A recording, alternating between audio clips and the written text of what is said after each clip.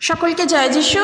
সকলকে স্বাগত এবং ধন্যবাদ জানিয়ে প্রভুর বাক্য নিয়ে চলে আসলাম আরও একটা সুন্দর দিনে। প্রত্যেকটা দিনের মতন আজকের আরও একটা সময় পেয়েছি। প্রভুকে তাই অনেক ধন্যবাদ জানাই যে প্রত্যেকটা দিন তিনি আমাদের সঙ্গে আছেন, তিনি আমাদের সাহায্য করছেন সর্বসময়। তিনি আমাদের সহবর্তী, তার ধন্যবাদ হোক, তার গৌরব হোক, তার প্রশংসা হোক। আমরা যেন সব সময় প্রভুর গৌরব করেই চলতে পারি, আমরা এই আকাঙ্ক্ষা সব সময় নিজেদের মধ্যে রাখবো। কারণ আমাদের কাছ থেকে ঈশ্বরের কাছে ধন্যবাদ দেওয়া ছাড়া আর কিচ্ছু থাকে না। তিনি আমাদের থেকে যেমন ধন্যবাদ চান, আর আমরাও পারি আমাদের সমস্ত কিছু দিয়ে তার প্রশংসা করতে। সেই অন্তঃকরণ দিয়ে যেন সর্বদা তার প্রশংসা থাকে, এবং আমাদের শুধু মুখে নয়, আমাদের অন্তরেও যেন তার প্রশংসা থাকে। তো চলো আজকের ভিডিও শুরু করব। আজকের যে বিষয় নিয়ে আলোচনা করতে চলেছি তা তোমরা দেখেছো। আমি বলেছি যে এইভাবে প্রার্থনা করো, তাহলে যা চাইবে তাই পাবে। প্রভু যিশু এই কথা বলছেন। আমরা যোহন লিখিত সুসমাচার তার 14 অধ্যায় 13 পদ এবং 14 পদ যদি পড়ি, সেখানেই দেখতে পারবো। প্রভু যিশু বলছেন, আর তোমরা আমার নামে যা কিছু চাইবে আমি তা পূর্ণ করব, যেন পিতা পুত্রের দ্বারা মহিমান্বিত হন। তোমরা যদি আমার নামে আমার কাছে কিছু চাও, আমি তা পূর্ণ করব।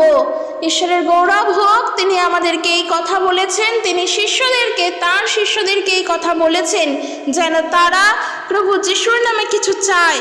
এবং শুধু তারা নয়, আজকের দিনে দাঁড়িয়েও যখন আমরা ঈশ্বরের কাছে প্রার্থনা করি, আমরা আমাদের প্রার্থনার শেষে কিন্তু এই প্রার্থনা করেই, প্রার্থনা শেষ করেই আমার এই প্রার্থনা প্রভু যিশু খ্রিস্টের নামেতে চাই।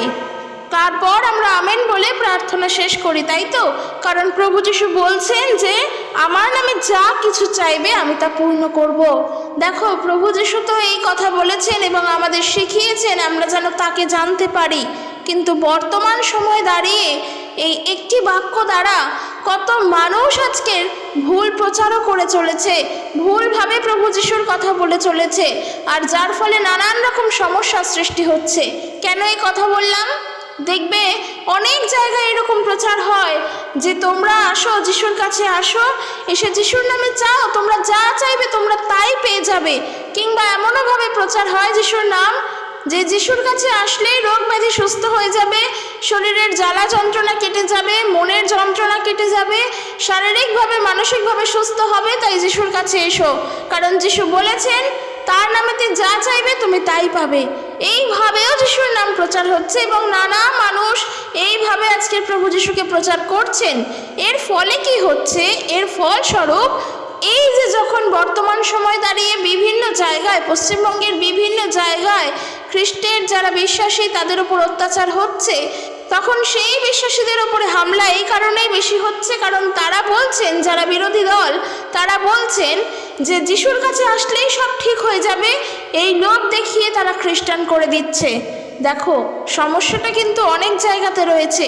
আমরা যারা যিশুর নাম প্রচার করছি আমাদেরও সমস্যা রয়েছে, যার জন্য আমরা সত্যভাবে যিশুর নাম প্রচার করতে পারছি না, সত্যটাকে বলতে পারছি না। সত্যটা বলতে গেলেও হয়তো সমস্যা হচ্ছে, কিন্তু আমরা সেই সত্যকে আমাদের বুদ্ধিপূর্বক বলতে পারছি না। যেমনটা শিখে এসেছি তেমনটাই বলে প্রচার করছি, আর যার জন্য বহু বিশ্বাসীরা আজকে সমস্যায় পড়ছে। তাই আমি আজকের আমার এই ভিডিওর মধ্য দিয়ে বলতে চাই, আমাদের জানতে হবে, বলার বুঝতে হবে এবং বুদ্ধিপূর্বক চলতে হবে। ভিডিও শুরুর থেকে শেষ পর্যন্ত থাকো এবং ভিডিওটি সকলের কাছে পৌঁছে দিও, তারাও যেন শিখতে পারে। তাই একটা কথা আমি শুরুতেই বলতে চাই যে হ্যাঁ, তুমি যিশুর নামেতে যা চাইবে প্রভু যিশু তোমাকে তাই দেবেন। কারণ তিনি হলেন দয়াবান ঈশ্বর। তিনি দয়া করতে, অনুগ্রহ করতে কিপটামো করেন না। তিনি দুহাত ভরে অনুগ্রহ প্রদান করেন। তার কাছে যে দয়া চাইবে প্রভু তাকেই দয়া করবেন। তিনি সত্যিই আমাদের সব কিছু দেন, কিন্তু তিনি আমাদের সব কিছু দেন বলে তাকে শুধুমাত্র আমরা শুধু সেটাই জানবো যে যিশুর কাছে আসা মানেই সব কিছু আসা। কারণ যিশুর কাছে যা চাইবো তাই পেয়ে যাব, কেননা সে তো বলেইছে আমার কাছে যা চাইবে তাই পাবে। তাই আমি আমার মতো থাকি, যিশুকে আমার অত জানার দরকার নেই। আমার যখন বিপদ আসছে আমি বলে দিচ্ছি, আমার বাবা যে বিশ্বাস করে, আমার মা যিনি বিশ্বাস করেন, তারা আমার জন্য প্রার্থনা করছেন। আমি আমার মতন চলছি। না, শুধু এটা করলে তো হবে না, আবার শুধু এটা করলেও হবে না যে আমি চার্চে যাই বা না যাই তাতে সমস্যা নেই। আমি আমার চার্চের কাছে আমার সমস্যার কথাগুলি জানিয়ে দিয়েছি, তারা আমার জন্য প্রার্থনা করে দেবেন। এই বিশ্বাস আমার আছে যে যিশুর কাছে প্রার্থনা করলে তিনি উত্তর দেবেন, আর আমি অনেকবার উত্তর পেয়েছি, তাই জন্য আমি সেই বিশ্বাস নিয়েই প্রার্থনা করছি। তাতে আমার চার্চে যাওয়ার দরকার নেই, তাতে আমার চার্চের সামনে গিয়ে উপস্থিত হতে হবে না। এই ধরনের ভাবনাগুলো কিন্তু সম্পূর্ণ ভুল। কারণ প্রভু যিশু যখন বলছেন, আর তোমরা আমার নামে যা কিছু চাইবে আমি তা পূর্ণ করব, যেন পিতা পুত্রের দ্বারা মহিমান্বিত হন, আর তোমরা যদি আমার নামে আমার কাছে কিছু চাও আমি তা পূর্ণ করব। প্রভু যিশু এ কথা বলছেন। এই যে তিনি পূর্ণ করবেন, এই পূর্ণ করার মাধ্যম দিয়ে আমাদের এটাই বুঝতে হয় যে তার ইচ্ছা কি, তার উদ্দেশ্য কি। আমরা যখন তার কাছে প্রার্থনা করছি, তিনি আমার প্রার্থনা পূর্ণ করবেন বলে তিনি আমাকে প্রতিশ্রুতি দিয়েছেন।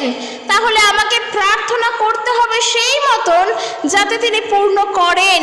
এখন আমি যদি এমন প্রার্থনা করি যে প্রভু যিশু আমি তোমার কাছে প্রার্থনা করছি, আমার এক শত্রু আছে, আমি তাকে মারতে চাই, সে আমার অনেক ক্ষতি করছে, তাকে হয়তো আমি চাকু দিয়ে বা তাকে খুন করব না, কিন্তু তার কোনো একটা ক্ষতি আমি করতে চাই, তুমি আমাকে রাস্তা দেখিয়ে দাও কিভাবে আমি তার ক্ষতি করতে পারি। সে আমাকে অনেক খারাপ খারাপ কথা বলছে, আমাকে অনেক অপমান করেছে, আমার অনেক জিনিসের অনিষ্ট করেছে, তারও যেন ক্ষতি হয়। আমি এই প্রার্থনা তোমার কাছে করি। সত্যি কথা বলো তো, এই প্রার্থনা যখন তুমি চাইবে, সেই প্রার্থনার কি উত্তর তুমি পাবে? কোনো দিনের জন্য পাবে না, কোনো কালের জন্য পাবে না। আমি বলে দিচ্ছি তোমাকে, কোনো দিন প্রভু যিশু তোমাকে এই প্রার্থনার উত্তর দেবেন না, কারণ তিনি এই প্রার্থনা তার কর্ণতেই নিয়ে আসেন না। কেননা এই প্রার্থনার দ্বারা আমাদের প্রকৃত মনুষ্যত্বের প্রকাশ পায় না। এই প্রার্থনার দ্বারা আমাদের ভালো চিন্তাধারার, ভালো বুদ্ধির কিংবা সত্য চিন্তাধারার প্রকাশ পায় না। কারণ যেই মানুষটা আমার ক্ষতি করছে আমাকে দিনের পর দিন, আজকের আমি যদি তার ক্ষতি চাই, সেই প্রার্থনা ঈশ্বর কোনোদিনই গ্রাহ্য করেন না, সেই প্রার্থনা ঈশ্বর কোনোদিনই গ্রহণ করেন না। তাই আমরা যদি এমন কথা বলি যে যিশুর কাছে যা চাইবে তাই পাবে, প্রকৃতই এই কথাটির কিন্তু কোনো সত্যতা নেই, কারণ এই কথা প্রভু গ্রহণ করেন না। তোমার আজকের অনেক কিছু মনে হতেই পারে, আমি বারবার যেমনটা বলি, আজকের মনে করো তুমি চাঁদে যেতে চাও, আর এর কারণের জন্য এতই তুমি মরিয়া হয়ে উঠেছো, তুমি দিন রাত প্রার্থনা করছো কি না তুমি চাঁদে যেতে চাও। সত্যি কি প্রার্থনার দ্বারা চাঁদে চলে যাওয়া সম্ভব? তাহলে আর পড়াশোনা থাকতো না, তাহলে আর বিজ্ঞানীরা থাকতেন না, তাহলে সারা পৃথিবী জুড়ে এত বড় বড় বৈজ্ঞানিক সংস্থাগুলো থাকতো না, যদি মানুষ প্রভু যিশুর কাছে প্রার্থনার দ্বারা চাঁদে চলে যেত। একেবারে তা নয়। তাই এমন প্রার্থনা করো না যা তোমার ইচ্ছার বিরুদ্ধে, তোমার সাধ্যেরও বাইরে এবং ঈশ্বরের ইচ্ছার বিরুদ্ধে। এমন কোনো প্রার্থনা করোই না যা কিনা প্রভু তোমাকে দেবেন না, তুমি সেটা জানো, তাও তুমি যেহেতু যিশু বলেছেন তিনি সব দেবেন সেই আশায় প্রার্থনা করছো। না, ওটাকে প্রার্থনা করা বলে না, সেটাকে নিয়ে খেলা করা বলে। প্রার্থনা কোনগুলো হয়? যখন প্রকৃতই তুমি কোনো কারণের জন্য চিন্তিত, প্রকৃতই কোনো বিশেষ কারণ নিয়ে তুমি হতাশাগ্রস্ত হয়ে রয়েছো, তুমি প্রকৃতই কোনো বিশেষ সময় নিয়ে, বিশেষ পরিস্থিতি নিয়ে ডিপ্রেশনের মধ্যে রয়েছো, তুমি জানো যে তোমার সেটা একদম জেনুইন প্রবলেম, তা থাকলে বা তা না থাকলে তোমার খুব ক্ষতি হবে, খুব সমস্যায় পড়তে হবে, সেই বিষয়গুলোকে নিয়ে প্রার্থনা করো। কারণ ঈশ্বরও দেখেন যে আমাদের সমস্যাগুলো খাঁটে কিনা, ঈশ্বরও দেখেন আমাদের প্রবলেমগুলো খাঁটে কিনা, তারপর কিন্তু তিনি উত্তর দেন। কেননা যেহেতু তার দৃষ্টির বাইরে আমরা কোনো কাজই করতে পারি না, তাই আমরা এই কাজটাও করতে পারি না যে তিনি আমাদের দেখছেন কি দেখছেন না, এটা ভাবতেও পারি না, কারণ তিনি সব দেখতে পান, তার থেকে পালিয়ে বাঁচার তো কোনো পথ নেই। তাহলে আমি যেই সমস্যাতে রয়েছি সেটাও তিনি দেখতে পাচ্ছেন, আর আমি জানি সে আমাকে সাহায্য করবেন। এই হলো প্রার্থনা। এই প্রার্থনা প্রভু গ্রহণ করবেন, প্রভু এই প্রার্থনা শুনবেন। তাই এই প্রার্থনার কথা মানুষকে বলো। এবং আমি দ্বিতীয় কথা যেটা বলবো, যখন আমরা প্রচার করি হয়তো এমন করেই প্রচার করি এবং এমন করেই বলি যে যিশুর কাছে আসো, যিশুর কাছে আসলেই সব ঠিক হয়ে যাবে। আর যার ফলস্বরূপ হয়তো প্রচুর মানুষ আমাদের চার্চে ভিড় জমায়, যার ফলস্বরূপ হয়তো প্রচুর মানুষেরা আমাদের চার্চে এসে জড়ো হন এবং সেখানে তারা প্রার্থনা করতে আসেন, দেখতে আসেন, শুনতে আসেন, পরীক্ষা করতে আসেন, কিন্তু তারা তোমার ওই প্রচার শুনেই এসেছেন। তুমি দেখছো তোমার ঘরে অনেক মানুষে ভরে গিয়েছে। দেখো, তুমি প্রচার করলে কি যে যিশুর কাছে আসো, তোমার জীবনে সব ঠিক হয়ে যাবে। তোমার কথা শুনে ওই মানুষটি যিশুর কাছে আসলেন। ঠিক একই প্রচার তুমি 10 জনকে করলে, ওই 10 জনের মধ্যে 9 জনই তোমার প্রচারে শুনে যিশুর কাছে আসলেন, মণ্ডলীতে আসলেন। তুমি আরও 20 জনকে এই প্রচার শোনালে, এই প্রচার করলে, সেই 20 জনের মধ্যে হয়তো 17 জন, সেই 17 জন আবার তোমার মণ্ডলীতে আসলো। আর এর ফলে কি হলো? তোমার মণ্ডলীতে কিন্তু ধীরে ধীরে মানুষের সংখ্যা বৃদ্ধি পেল। তারা আসছেন, তারা শুনছেন, তারা বসছেন। এখান থেকে অনেকে বিশ্বাস করছেন, অনেকে করছেন না, কিন্তু আসছেন তারা প্রত্যেক রবিবার করে। তারা হয়তো প্রার্থনাতে এসে অন্যমনস্ক হয়ে অন্য চিন্তা করছে, কিন্তু তুমি ভাবছো তোমার কথা শুনছে। এরম করে ঘর ভরে গেল, আর এরম করে অনেক মানুষ হয়তো যিশুর কথা শুনতে পেল। এর ফলে কি হয়? যখন ওই মানুষগুলোকেই তুমি প্রকৃতভাবে প্রভু যিশুর বিষয় জানতে চাইবে, তাদের থেকে প্রশ্ন জানতে চাইবে, তারা কিন্তু কোনো উত্তর দিতে পারবে না, কারণ তারা হয়তো সত্যটাকে জানতেই পারেনি এতদিন ধরেও মণ্ডলীতে এসে। তাই আমি যেটা বলবো, যে যখন আমরা প্রচার করব, আমরা সত্য প্রচার করি। আমরা এইটা প্রচার করছি, এটা ঠিক, এটা ভুল নয় যে যিশুর কাছে আসলে সব পাওয়া যাবে, এটা ভুল নয়।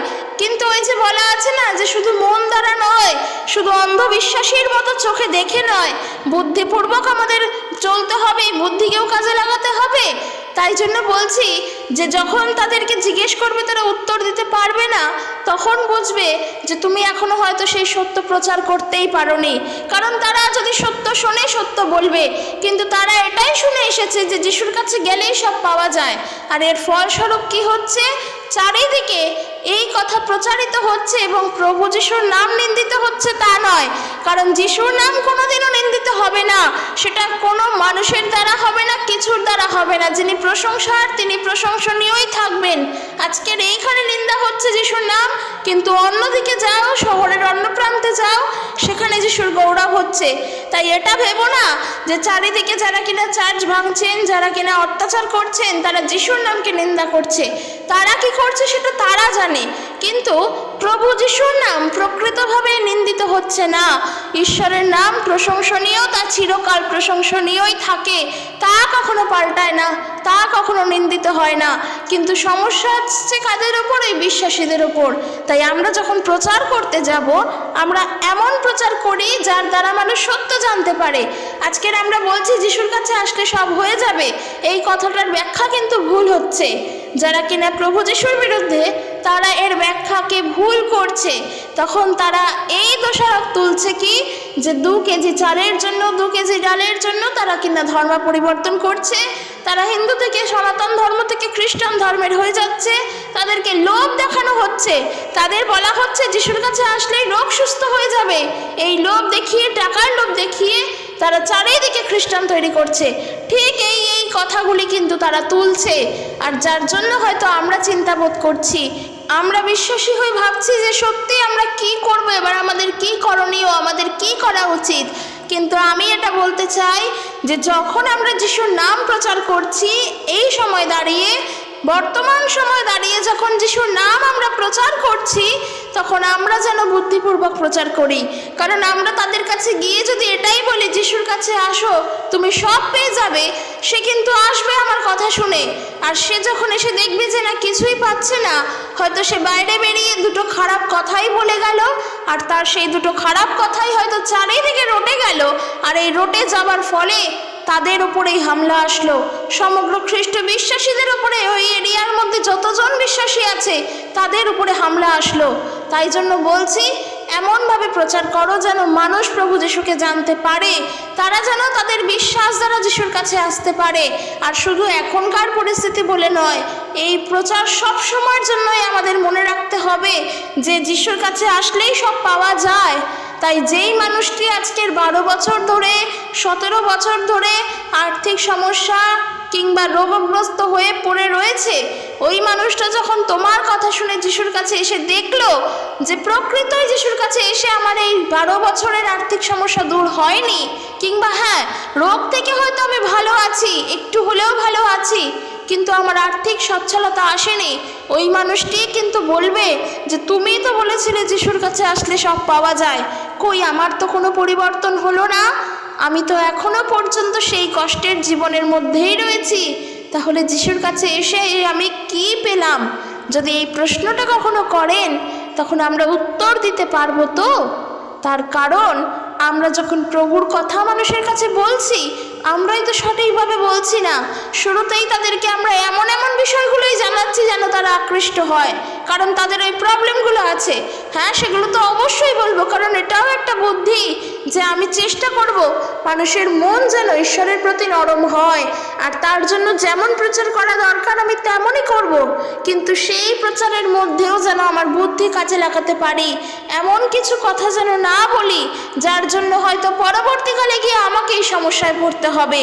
কারণ আমরা যখন বাইবেল থেকে দেখি যোহন তার 14 অধ্যায় 13 পদ 14 পদ, যেখানে যিশু বলছেন যে তোমরা আমার নামে যা চাইবে আমি তোমাদের তাই দেব, এই কথা বলার আগে কিন্তু একটা ঘটনা আছে।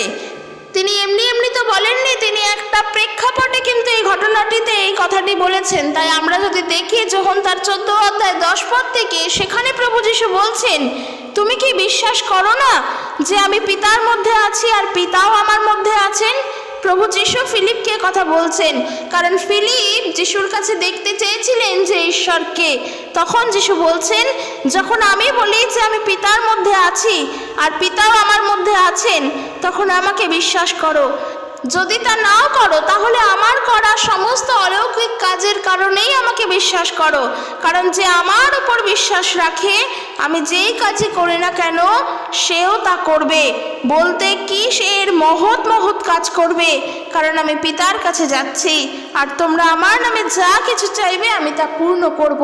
প্রভু যিশু এর মধ্য দিয়ে এটাই শেখালেন যে তার কথা বলা শুধু কথা বলাই নয়, তার এমন কথা বলা হলো এর মধ্য দিয়ে তিনি তার ব্যক্তিত্বকে, তার চরিত্রকে, তার ইচ্ছাকে এবং তার কর্তৃত্বকে প্রকাশ করলেন। যে তার ইচ্ছা কি আমাদের জন্য, যেন আমরা তার নামেতে তার কাছে কিছু চাই, তার কাছে যেন ফিরে আসি।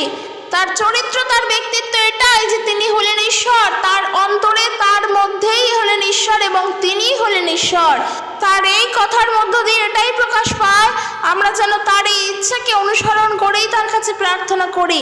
এটা বলা মানে শুধু এই নয় যে যিশুর কাছে যা চাইবে সব পাবে, তোমার যা মন চায় তুমি মন খুলে চাইতে থাকো, তিনি তোমাকে দিয়ে দেবেন না, তিনি কখনোই তা শেখান না। আমরা যদি একটু দেখি যোহন লিখিত সুসমাচার তার 15 অধ্যায় 12 পদ থেকে প্রভু যিশু বলছেন, আমার আদেশ এই, আমি যেমন তোমাদের ভালোবেসেছি তোমরাও তেমনি একে অপরকে ভালোবাসো। বন্ধুদের জন্য প্রাণ দেওয়ার থেকে একজনের পক্ষে শ্রেষ্ঠ ভালোবাসা আর কিছুই নেই। অর্থাৎ প্রভু যিশু বলছেন যে এমন কি কেউ বন্ধু আছে যে নিজের বন্ধুর জন্য নিজে প্রাণ দিয়ে দেবে? যদি এই বন্ধু থাকে তাহলে এর থেকে শ্রেষ্ঠ ভালোবাসা আর কিছু নেই। বলছে কি, আমি তোমাদেরকে যা যা আদেশ করছি তোমরা যদি তা পালন করো তাহলে তোমরা আমার বন্ধু। প্রভু যিশু বলছেন একে অপরকে ভালোবাসো, একে অপরকে প্রেম করো। এটাও তার এক ইচ্ছা, যে ইচ্ছা তিনি আমাদের মধ্য দিয়েও করতে চান। আর ঠিক সেই কারণের জন্যই তিনি শিখিয়েছেন মানুষকে প্রেম করতে, সেটা যে মানুষ হোক, যেমন ধর্মের মানুষ হোক, যেমন জাত পাত, যে যেখানকার হোক, কারণ তিনি ওই বিচার করে মানুষকে প্রেম করতে শেখাননি। আজকের আমি হয়তো আমার ধর্মের, আর আমার যারা বন্ধু বান্ধবরা রয়েছে তারা অন্যান্য ধর্মের, তারা সবাই আমার বন্ধু হয়, হয়তো ক্লোজ ফ্রেন্ড শুধু নয়, বেস্ট ফ্রেন্ড। এমন আমাদের কিন্তু যখন আমরা স্কুল কলেজে পড়তাম এমনই ছিল, এমন হতো। কিন্তু যখন ধীরে ধীরে বড় হচ্ছি এই ধর্মের বিভেদ কিন্তু আমাদের মধ্যেও চলে আসছে। কিন্তু যখন ছোট ছিলাম, পড়াশোনা করতাম, সবাই কিন্তু আমাদের বন্ধু থাকতো। আর লক্ষ্য করলে দেখা যায় তারা কিন্তু সবাই একই ধর্মের নয়, অন্যান্য অনেক ধর্ম কিন্তু সেখানে থাকতো, আর তারা আমাদের বন্ধু হতো। তাদের জন্য আমরা অনেক কিছু করতে পারতাম, তাদের সঙ্গে আমরা কথা বলতাম, একসঙ্গে টিফিন শেয়ার করে খেতাম। এই যে বন্ধুর প্রেম, এই প্রেম কিন্তু সব জায়গায় থাকে না। আর যত ধীরে ধীরে বড় হচ্ছি এই প্রেম হয়তো হারাচ্ছে, কারণ তখনই আমাদের মধ্যে এই জিনিসটা আসছে, ও অন্য ধর্মের, তাই ওই ধর্মের সঙ্গে আমার জাত চলে না, আমি আমার জাতের, সে অন্য ধর্মের, সে আমার নয়, তার সঙ্গে বন্ধুত্ব রাখা যাবে না, ঠিক এই জিনিসটা চলে আসছে। আর যার ফলস্বরূপ কিন্তু আমরা নিজেদের রুট থেকে হারিয়ে যাচ্ছি। আজকের আমি এটাই বলতে চাই যে তুমি যিশুর কাছে প্রার্থনা করবে ঠিকই, সেখানে সবসময় তোমার প্রার্থনাতে যেন তোমার নিজের ইচ্ছাগুলো না থাকে, বরং এখানে ঈশ্বরের ইচ্ছাগুলোকেও রাখো, যা তোমার নিজের ইচ্ছা নয় এবং ঈশ্বরের ইচ্ছা, সেই ইচ্ছাকে প্রাধান্য দাও। কারণ ঈশ্বর চান তুমি একজন প্রকৃত ভালো মানুষ হও।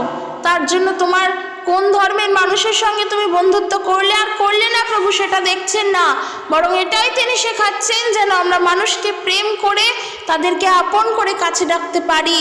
তাই জন্য বলছি, যারা এমন কথা বলে যে আমরা যিশুর বিশ্বাসী আর আমরা মানুষকে লোভ দেখিয়ে, চাল ডালের লোভ দেখিয়ে, অর্থের লোভ দেখিয়ে, টাকা পয়সার লোভ দেখিয়ে খ্রিস্টান করছি, তারা যেটা বলছে তাদের বলতে দাও। কারণ তারা হয়তো খ্রিস্টানদেরকে প্রেম করে না, কিন্তু খ্রিস্টানদের স্বভাব, খ্রিস্টানদের চরিত্র, খ্রিস্ট বিশ্বাসী হয়ে যিশুর শিক্ষায় তারা বড় হয়েছে, তারা কিন্তু সেই সমস্ত মানুষদের প্রেম করে যারা আজকে ওই খ্রিস্ট বিশ্বাসীদের অপমান করছে। এটা আমাদের শিক্ষা, এটা আমরা প্রভুর শিক্ষায় শিক্ষিত। তারা হয়তো সেটা করছে না, তাতে আমাদের কিছু আসে যায় না, আমরা তাদেরকে প্রেম করি, তাই তাদের জন্য আমরা প্রার্থনা করব। তাদের বিরুদ্ধে আমাদের কোনো কথা নেই, এই জন্যই নেই কারণ তারা জানে না তারা কি বলছে। একসময় আমরাও যিশুকে জানতাম না, ঠিক এই কথাগুলোই কিন্তু আমরাও বলতাম। আমরা একবার হলেও ভাবতাম যে যিশুর কাছে যারা আসে তারা সবাই খ্রিস্টান হয়ে যায় বা খ্রিস্টানরাই যিশুকে ডাকে, আমরা কিন্তু এগুলো প্রকৃতই ভাবতাম। কিন্তু আজকের যখন প্রভু যিশুকে জানতে পেরেছি, সবটা শিখেছি, তখন এই ধরনের ভাবনাগুলো আস্তে আস্তে আমাদের মন থেকেও সরে গিয়েছে। এখন আমরা উন্মুক্ত চিন্তাধারায় চিন্তা করতে পারি। তাই ওরা জানে না বলে ওরা এগুলো বলছে। সত্যিকারের প্রকৃত যে যেখানে থাকে তার পরিস্থিতিকে তো সেই সামালতে পারে, কারণ একমাত্র সেই জায়গাকে সেই চেনে। তারা জানে না তাই তারা বলছে। আজকে তারা জানলে তো কখনো এই কথা বলতো না। এটা তো একদম খাঁটি বাস্তব। তাহলে এখানে আমাদের কি করণীয়? এখানে আমাদের করণীয় যারা এই ধরনের কথাগুলি বলছে তাদের কাছে সত্যটাই প্রচার করা, এই সময় দাঁড়িয়েও সঠিকটাই বলা, যেন তারা এর মধ্য দিয়ে প্রভুকে জানতে পারে। হতেই পারে 10 জন মিলে হয়তো যিশুর নামে নিন্দা করার জন্য, চার্চ ভাঙার জন্য বিরোধী হয়ে প্রভু যিশুর বিশ্বাসীদের কাছে এসেছে, তাদের ওপর অত্যাচার করবে বলে, হামলা করবে বলে। হতেই তো পারে ওই 10 জনের মধ্য থেকে হয়তো একটা মানুষ যে কিনা তার মন পরিবর্তন করতে চলেছে, যিশুর নাম শুনে ওই মুহূর্তে দাঁড়িয়ে ওই স্থানেই তার মনে হচ্ছে যে না, এগুলো ঠিক নয়। হতেই তো পারে। কে বলতে পারে ঈশ্বর কখন কার অন্তর পরিবর্তন করে? তাই আমাদের উচিত আমরা আমাদের সত্য যেমন বলছি যেন সত্যভাবে বলতে পারি, এমন অলিক কল্পনায় ডুবে নয় যে যেটা সত্য নয়। বাইবেল বলেছে বলেই সেটা নয়, আজকে বাইবেল বলে দিয়েছে এটাই বলতে, তাই আমি এটাই বলবো না, একেবারে নয়। বুদ্ধি আছে, বুদ্ধিপূর্বক আমাকে চলতে হবে। হ্যাঁ, বাইবেল আমাকে বলেছে প্রচার করতে, আমি করব, কিন্তু সেই পরিস্থিতি আলাদা ছিল আর এখনকার আমার পরিস্থিতি আলাদা। ওই বাইবেলে যেই যেই এলাকার নাম, যেই যেই এরিয়ার নাম, যেই দেশের নাম আছে, সেই দেশে আমি জন্মাইনি, সেই দেশে আমি বাস করি না। আমি যেই দেশে বাস করি আমাকে এই দেশের মতো চলতে হবে। তাই বাইবেল বলে দিয়েছে মানে ওটাই, একদম না। আমাকে বুদ্ধিপূর্বক চলতে হবে এবং চিরকাল ঈশ্বরের উপরে ভরসা রাখতে হবে। তো চলো আজকের এখানে শেষ করছি। ভিডিওটি কেমন লাগলো জানিও, ভালো লাগলে অবশ্যই লাইক কমেন্ট করে দিও। ঈশ্বর তার আপন বাক্যে প্রত্যেককে আশীর্বাদ যুক্ত করুক। জয় যিশু। Praise the Lord.